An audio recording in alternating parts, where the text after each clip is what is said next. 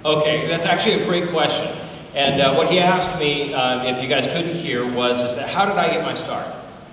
Since have been doing quite a bit of anime, and I do a lot of video game work, and I've got a ton of stuff that, of course, I can't tell you because it's not out yet. Really, really cool stuff that's coming out that I'm super excited about. But it's a really good question. It's actually a common question that I get is how did I get my start? And I got my start actually years ago in New York. After I graduated, thank you, Meg. Meg, ladies and gentlemen. But I got my start actually in New York City. I went to the University of Colorado in Boulder, and I actually got my degree in journalism, and decided, obviously, get my degree in something, but I loved acting.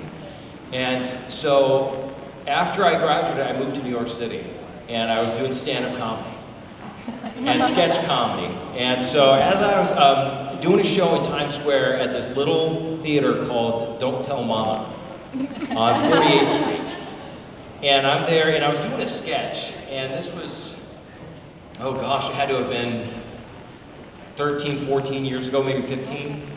I'm aging myself. But anyway, so I was doing a sketch comedy, and in that show, I did 1,000 voices for this because I was making fun of TV commercials. And so this lady came up to me after one of my shows, and she says, "Excuse me." Yeah. Very funny, thank you. "Do you have an agent?" "No." "Here's my card. You need to call me."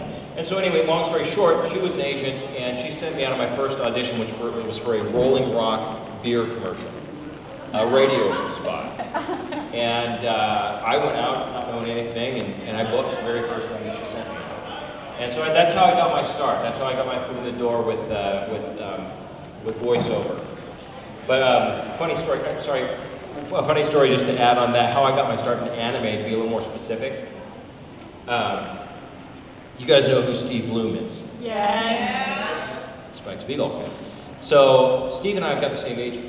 And one day I was reading some commercial copy with Steve, and Steve looks over at me and says, "Hey, Dave."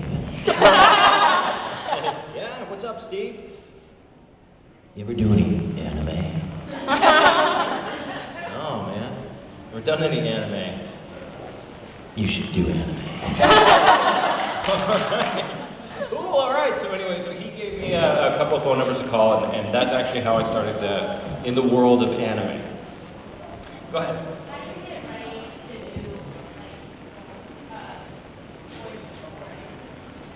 Prepare. Okay, so the question is, how do I prepare? Or how does one prepare? But specifically, how did I prepare, or how do I prepare to get ready whenever I go in to record a voice? That's a good question. A lot of times, you know what, I listen to music in my truck on my way to my audition, and I sing. And I'm not a singer. I'm terrible. In the shower, maybe, I think I sound good, but I would never sing in front of anybody publicly. But anyway.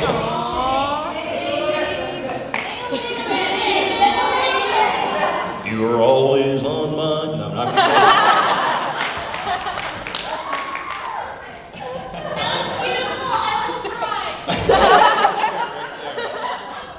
No, but anyway, what I'll do is I'll just do that. But it just depends. Sometimes if it's an accent that I have to do, and I haven't done the accent often, since I was a little kid, I would drive my poor mom nuts doing stupid voices, And so it's just something I've always done. And as far as preparing, I just really kind of just go in and do it. Because a lot of times you get the script, even when you're booking the job, you'll go to the audition and you don't know anything. But a lot of times, even when you book the job and you go in to record, you don't know anything because they don't tell you anything.